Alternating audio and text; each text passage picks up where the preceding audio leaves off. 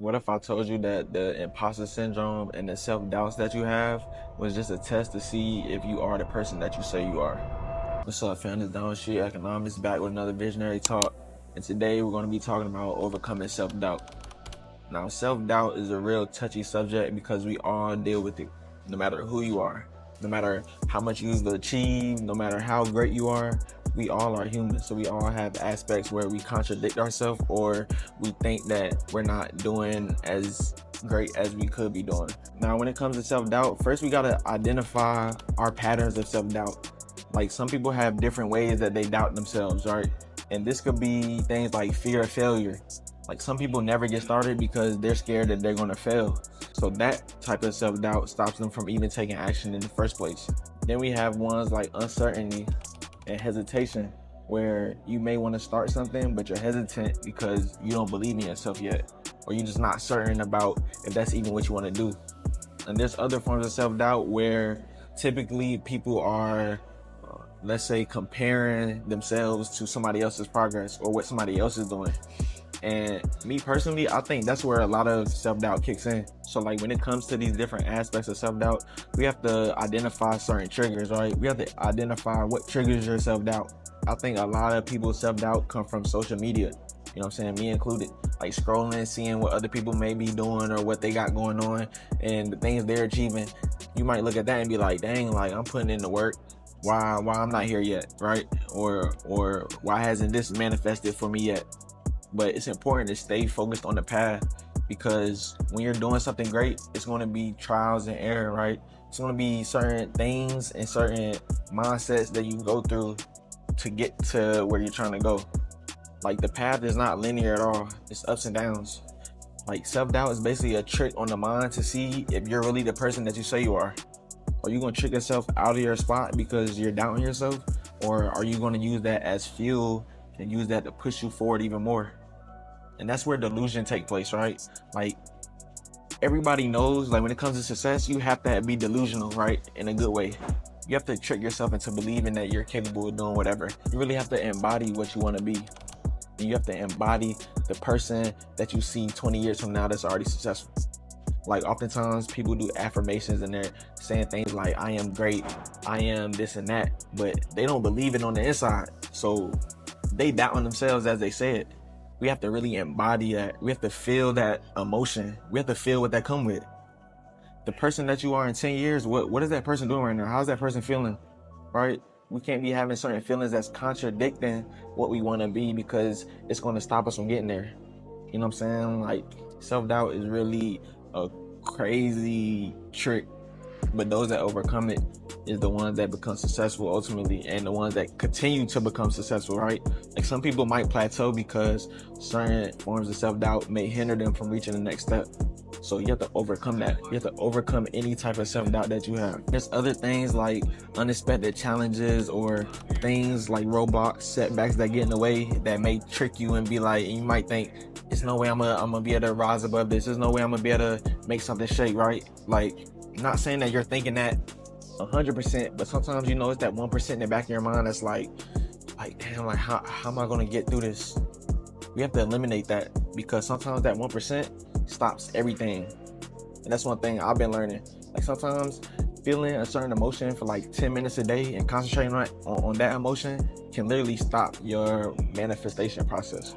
Like, we have to find ways to be feeling and embodying our higher self, or the reality that we want, every second of the day. Because the brain doesn't process things like how we think it does. So that 10 minutes of negative emotions is basically like 10 hours in a way, right? Like, the brain thinks that it was thinking about that for a long time because you concentrated on it so much. So we have to concentrate on higher feelings, higher vibrations, higher emotions, higher frequencies, you know what I'm saying? So that it tricks the brain into thinking, oh, this person is already the person that they want to be in the future. So it's going to like collapse time type, you know what I'm saying? It's going to bring you to that even quicker. So let's touch back on the imposter syndrome, right? Sometimes imposter syndrome looks like you're accomplishing things, you're achieving things, but you still have self-doubt, right? Because it might not be in the way that you wanted it to turn out. A win is a win. It's something called the winner's effect, where when you celebrate small wins, it brings more wins to you and it gives you more things to celebrate. The same thing with gratitude. The more that you're grateful for, the more things that start to magnetize towards you to be grateful for, right? Like, it continues to compound. And we talked about that in the previous videos. The compound effect is real. We want to compound wins. We want to compound celebratory moments. We want to compound these things so that they continue to come and they also grow. Because once you embody that winner mentality, that winner aspect, anything that comes your way, you already know you can overcome it. You're not going to really have any self-doubt, right? You're just going to be able to be like, all right, how am I get through this? Or how am I win? How am I overcome this obstacle that's in my way? Right? That's how winners think. Winners is not like, woe is me, or they're already tricking themselves out their spot. You know what I'm saying? Like, self-doubt is normal, don't get me wrong, but we have to find ways to identify those triggers and rewire it so that even if we have a minute of self-doubt, we snapping out of it quick.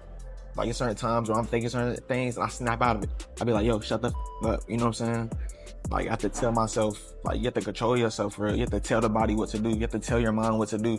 Because if not, it's going to just go down a spiral loop of different thoughts and emotions that's going to trick you out the spot. And another aspect of imposter syndrome is perfectionism. And this is something I deal with because I'm a perfectionist, bro. Like, I want everything to a T. Like, that's how I move. And one thing I learned is that we just have to start, right? Everything gets better over time. Your work gets better over time. How you do things get better over time. You just have to start today. Because the person that's trying to be perfect right now still hasn't started. Whereas there's somebody who started with whatever they have and they're getting better over time. So by trying to be a perfectionist, it's stopping you from taking action and it's stopping your trajectory. You start late, you finish late. You know what I'm saying? Sometimes you start late, you finish early. It just depends on your work ethic and the things that you're achieving. And one more aspect of imposter syndrome we're going to talk about is negative self-talk. How you treat yourself and how you talk to yourself is almost the most important thing in this. It's actually the most important thing in this world, right? You have to build yourself up because we already live in a world where others around us are not really building each other up, right? We're not giving each other flowers. We're not supporting each other how we could be. So the most important thing you could be doing is building yourself up, building up your confidence, building up your stature, building up your mindset to be able to know that you can achieve anything you put your mind to, right? Whether it's a win or a loss. A loss is only a lesson, right? That's the only L's we're taking. So you have to have a certain type of self-talk and self-dialogue with yourself that no matter what's going on, you know that you're a winner, right? You don't have any self-doubt. Like, you know you can conquer anything. And that's what separates the strong from the weak-minded. Weak-minded people always take on a victim mentality. The strong people take on a winner's mentality. I'm a win, I'm a conquer. Like, what's in the way? Like, that's how I think. Like, it's not shit I can't do. It's not shit that's gonna stop me from reaching my destination and reaching my path. You know what I'm saying? Like, it's stuff like that. You have to build yourself up. Don't get me wrong, it's not easy, but over time, you'll begin to exert more confidence. And like, you'll be like really walking around like you really him. You know what I'm saying? Like, I'm really him. You know what I'm saying? Like, let's talk about it. Like, it's that type of confidence, you know what I'm saying? And some people confuse that for arrogance or cocky and stuff like that. But who cares what people think? That's the number one problem. We get self-doubt over somebody else's perspective of us. Who gives what people think? Honestly, like, I don't care what people think. Are they paying your bills? Are they funding your lifestyle? Are they, you know what I'm saying? Like, and most of these people are not even educated enough to have an opinion. So why do we care about what others think about us, right? So lock in. So we're gonna talk about some solutions to this whole self-doubt, imposter syndrome thing.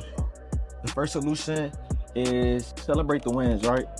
Every time you have a milestone or achievement that you hit, make sure you celebrate it. Because we want progress over perfection.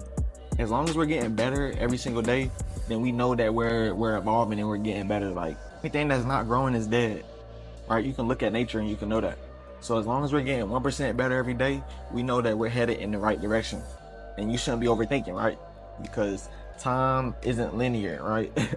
Like, whatever is meant for you to happen is going to happen when it wants it to happen, right? We don't really have no control over this. So you might as well just go with the flow and continue to build yourself up and have that confidence as we go along the route. Another thing we could do is be around like-minded individuals. If you're around a whole bunch of people that's doubting themselves and not up to anything good, then you're going to take on that type of energy. Like, I only surround myself with top 1%ers, like people that's on the same path as me, people that's doing something great, people that have an open mind, people that have confidence, winners, right? If you're around a whole bunch of losers, you're going to lose. That's just the fact of the matter. If you're around a whole bunch of winners, you're going to win.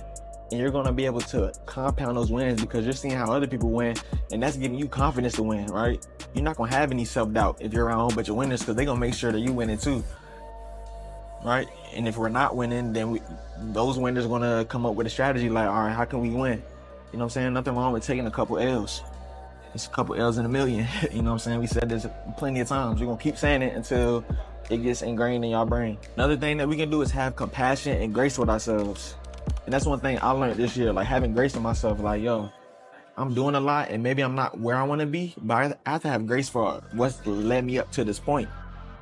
Like, I did a great job. I have to be like, good job, Don. Like, you know what I'm saying? Like, I have to remind myself that I'm doing great things, and the things that I've achieved so far is amazing. Like, I've accomplished a lot in a couple years that would take the average person maybe 5 to 10 years to accomplish. So we have to have grace, and we have to have that self-compassion where we're like basically being a friend to ourselves in a way, like comforting yourself. That's very important. Like, all this stuff is mindset, right? People say mind over matter, but I say mind creates matter. Whatever your mind is on, that's what it's going to create around it. If you doubting yourself all the time, you're gonna be stuck in that self-doubt. If you're winning, you're gonna create more winning moments, more winning opportunities, more winning comrades and people to be around. And really, a lot of this stuff is just about being aware. You have to be aware of your triggers. You have to be aware that if you're scrolling too much and you start to have these thoughts like the self-doubt, like, oh, this person doing this and that, like, you have to stop that right then and there, because you're going to continue to go down that spiral. So we have to have awareness of what's going on. We have to be aware of how we feel and what type of things make us feel a certain way, right? We have to get to the root cause of these problems so that we can provide a solution to fix it. And when things come your way, when setbacks come your way, you have to have some type of resilience, because that's what also helps fortify the mind. Like, having resilience through any type of situation, right? Against all odds, I shall prevail. Like, that's one of my sayings I love to say, because anything that comes my way, I'm not gonna let it defeat me. It's all about how you can overcome it. And once you overcome the small things, you can overcome the big things. And that eliminates self-doubt as well. You know what I'm saying? It's like small shit to a giant. If you can overcome the big things, then there's no room for self-doubt, because you already know what you're capable of. And then you know how to operate through that, right? So that's very important to have as well.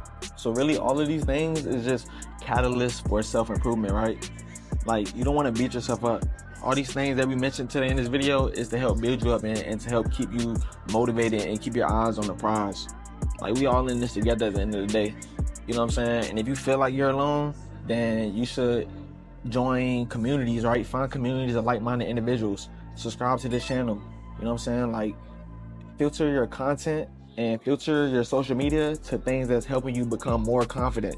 Like, my algorithms is filled with stuff like learning, motivation, like different books and different reads and different things to help me elevate and to help me win, right? Their social media is stuff that's just contributing to your demise and contributing to your self-doubt and your downfall, then you don't need to be seeing that stuff, right? We all have to do an audit. We have to cleanse. At the end of every fiscal year, most companies and businesses do an audit.